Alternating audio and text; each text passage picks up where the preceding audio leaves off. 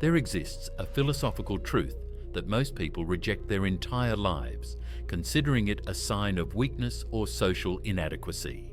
They leave home every day, forcing themselves to smile at strangers, participate in meaningless conversations, pretend interest in things that don't concern them at all. They return in the evening depleted, irritated, with the feeling that they've wasted the day on something fundamentally alien to their nature. But few realize the true cause of this suffering. Arthur Schopenhauer, one of the greatest pessimists in the history of philosophy, opened our eyes to an astonishing truth. Staying home is not running away from life, but returning to it. Few know that behind the walls of one's own home lies not a prison, but the only place of true freedom. And the answer to why the world so insistently demands we leave this oasis of peace lies in the very nature of human existence, which Schopenhauer explored with ruthless honesty. The psychological portrait of someone preferring home to the external world requires understanding free from social prejudices. They wake up in the morning and feel not joy at the prospect of a day among people, but the heaviness of necessity to leave their sanctuary. These people don't suffer from social phobia in the clinical sense, aren't afraid of people as such. On the contrary, they understand people too well. They see the emptiness of most social interactions, the mechanical nature of politeness rituals, the falsity of smiles and superficiality of so-called friendships. They don't understand on a conscious level what's happening to them, but on a deeper level feel the world outside their home demands constant pretense, constant suppression of their true nature. Schopenhauer would call this a clash of individual will with the will of the world, where each social interaction becomes a battlefield for self-preservation. Psychologists today speak of highly sensitive personalities, introverts, emotional burnout, but the essence remains what the German philosopher discovered 2 centuries ago. The world exhausts those not ready to dissolve into its meaningless bustle. If you recognize yourself in this description, please like this video and subscribe to the channel. This helps us create more content for those who think deeper than surface social norms. The hidden mechanisms governing the desire to stay home are rarely understood even by those experiencing this desire themselves. Most people don't realize that their desire for domestic solitude is not a character defect, but an instinctive protection of the psyche from the destructive effects of the world. There exists a hidden reason why society so fiercely condemns homebodies. Their existence challenges the basic social illusion that happiness is found out there. Behind the apparent simplicity of wanting to stay home lies an extremely complex psychological mechanism of self-preservation. Schopenhauer explained this through his concept of will to life. The world is blind, meaningless striving, eternal dissatisfaction, constant desire for something that, once achieved, brings only disappointment and new desire. The social world is a concentrated embodiment of this will.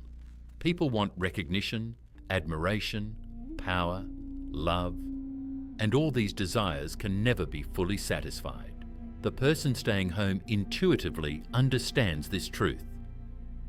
He refuses to participate in this endless race for mirages.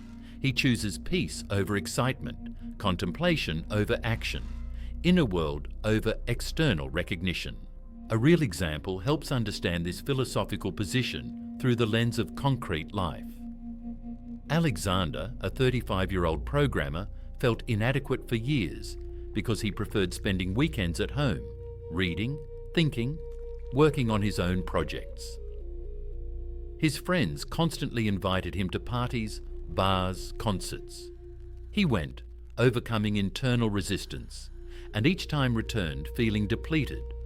The people around him seemed like actors playing roles in a performance no one understood the meaning of. Conversations revolved around work, money, new purchases, gossip about acquaintances. Nothing that could touch his soul. Gradually, Alexander began refusing invitations, and then real pressure began. Friends accused him of arrogance, family worried about his mental health, colleagues thought him strange. But one day he read Schopenhauer and for the first time felt that someone understood him.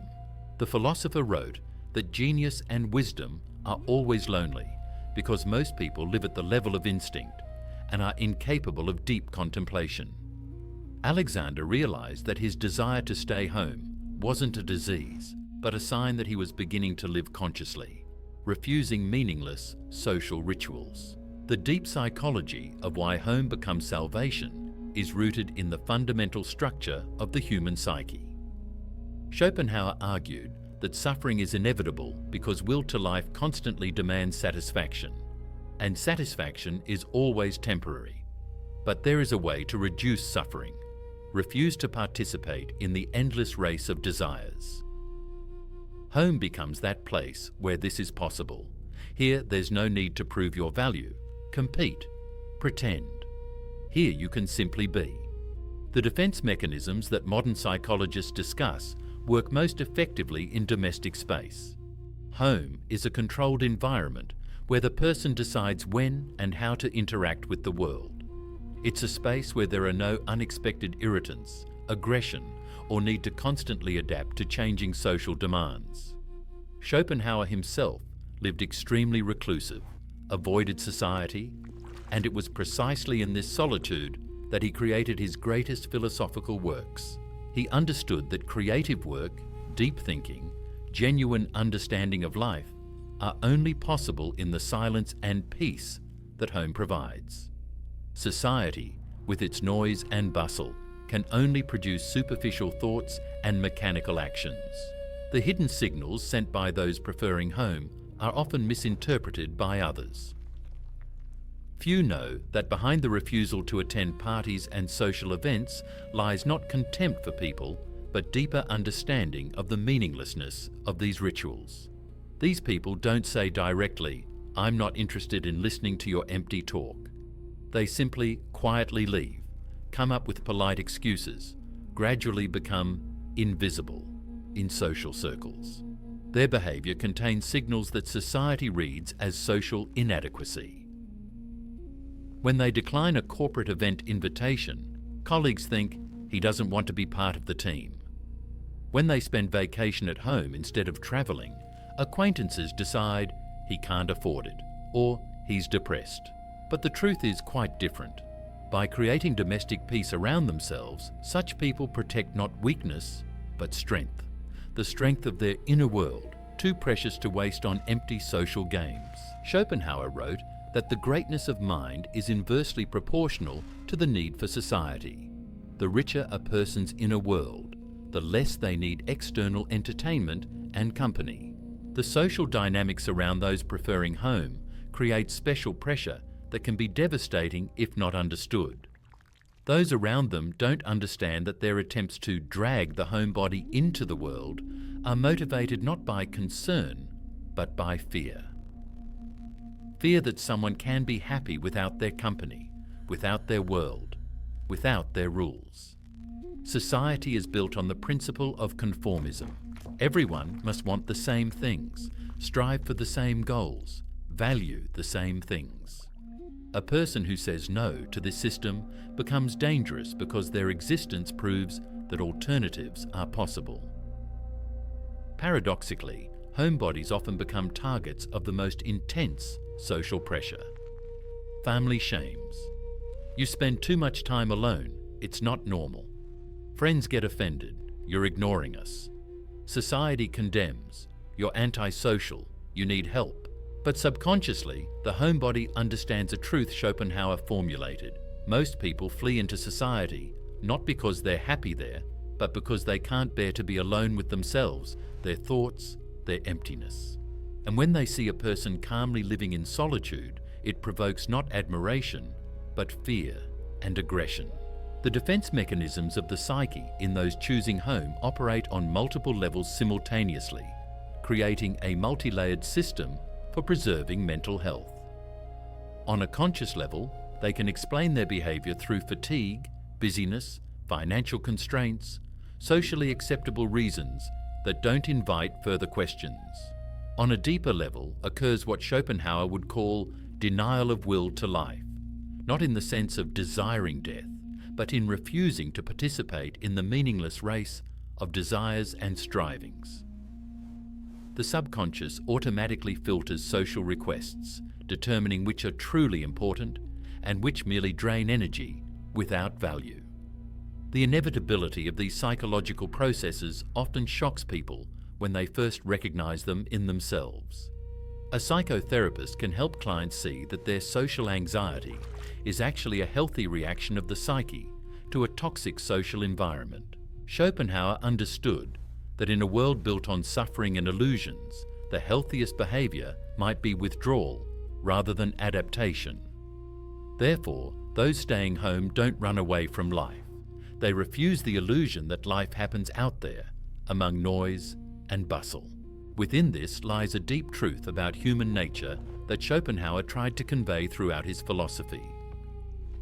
Happiness is not the achievement of desires, because desires are infinite, and each satisfied desire spawns a new one. Happiness is the absence of suffering. Peace, a state where will temporarily falls silent. And this state is far easier to achieve in the silence of one's own home than in the chaos of the social world. Home provides space for what Schopenhauer considered the highest form of human activity: contemplation, art, philosophy. Here one can read, think, create, meditate, engage in what elevates humans above the animal level of existence. In society, humans must constantly react to external stimuli, compete, defend themselves, adapt, that is, remain at the level of instinct. The philosopher argued that genius is always connected to the capacity for deep solitude, because only in solitude is true knowledge possible. Ordinary people, living at the level of will, see the world only as a means to satisfy their desires. But one capable of contemplation sees the world as it truly is, sees the beauty and horror of existence, understands its meaninglessness and grandeur simultaneously. The philosophical meaning of home extends far beyond merely physical space. It's a metaphysical concept of inner refuge from the will of the world. Schopenhauer understood that most people live life in constant anxiety, not understanding the source of their suffering. They think they lack money, success, recognition, love, and chase these goals, not realizing that this very striving is the source of suffering. Home becomes a place where one can stop this race, at least temporarily. Here there's no need to prove your market or social value. Here one can exist simply as consciousness, as a subject of perception, rather than as an object for others' judgment. This is the space of true freedom everyone dreams of, but few dare accept. Because accepting it means accepting solitude, and solitude frightens those who haven't developed their inner world. Schopenhauer lived alone, avoided noisy company, devoted his days to reading and reflection, and precisely because of this, created a philosophical system that still helps people understand the nature of existence. His life proves that home can be not a prison, but a temple where true humanity develops. By integrating all these aspects, we begin to understand the true answer to the question posed at the beginning. Why is staying home the best thing you can do? Because home is the only place where you can be honest with yourself, where you don't need to pretend, meet expectations, play social roles. Schopenhauer's answer may seem pessimistic, but it's honest. The world is full of suffering, and this suffering intensifies in society where each human is a potential source of conflict, disappointment, pain. By staying home, you don't run from life. You choose life more conscious, more peaceful, more true. People who condemn homebodies often do so not from concern, but from fear of admitting that their own social activity is flight from themselves. And Schopenhauer told us that the only way to find true peace is not to seek it in the external world, among people and events, but to find it within oneself, in silence and solitude. This requires courage. Courage to admit you don't need constant validation from society. Courage to be alone. Courage to resist social pressure and remain true to your nature. However, it's important to understand that the path of the domestic philosopher isn't everyone's path, and that's fine. There are people who genuinely gain energy from social interaction, who need people for happiness. Schopenhauer didn't condemn them, he simply explained the difference. But for those who feel the world exhausts them, that social interactions take more than they give, that home is a place of strength rather than weakness. For these people, Schopenhauer's philosophy becomes liberation. It says, you're not broken, you're not inferior, you're simply wired differently. And your way of existing has deep meaning and value. Moreover, perhaps you, not those constantly fleeing into society, understand life more deeply. Because understanding comes not in noise but in silence, not in action but in contemplation, not among people but alone with yourself. The wisdom of Schopenhauer about home and solitude is especially relevant in today's world, where social pressure has reached unprecedented levels. Social networks created the illusion that everyone is constantly having fun somewhere, traveling, meeting friends. And if you're not doing the same, something's wrong with you. But this is merely an illusion, a carefully orchestrated picture hiding the same emptiness and dissatisfaction. Those who choose home choose reality over illusion. They refuse to participate in this theatre of happiness and accept their life as it is, quiet, still, but genuine. Schopenhauer believed that true wisdom begins with recognizing that life is by nature suffering. And if that's so, then it's wisest to minimize this suffering rather than multiply it by plunging into the depths of social interactions, each of which carries potential for pain and disappointment. If you recognized yourself in this description, if you're one who prefers books to parties, silence to noise, your own thoughts to others' conversations, this is not a sentence and not a disease. It's simply your nature, and it has the right to exist. The first step toward accepting yourself is to stop feeling guilty for not being like everyone else. Schopenhauer showed that the majority is often wrong, that the crowd lives in illusions, and hermits see truth. Then, if you're ready, accept your home not as refuge from life, but as a space for genuine life. Right here, in silence and peace, you can develop your mind, deepen your understanding, create something meaningful. The world will continue demanding your conformity, calling you outside, condemning your choice. But remember the great pessimist's words: those who stay home don't lose the world, they find themselves. And that's the most precious thing a person can gain in their short and often meaningless life. Please subscribe to the channel and like if Schopenhauer's philosophy helped you see your choice to stay home in a new light. It's your time to accept your nature and stop apologizing for being wiser than the crowd.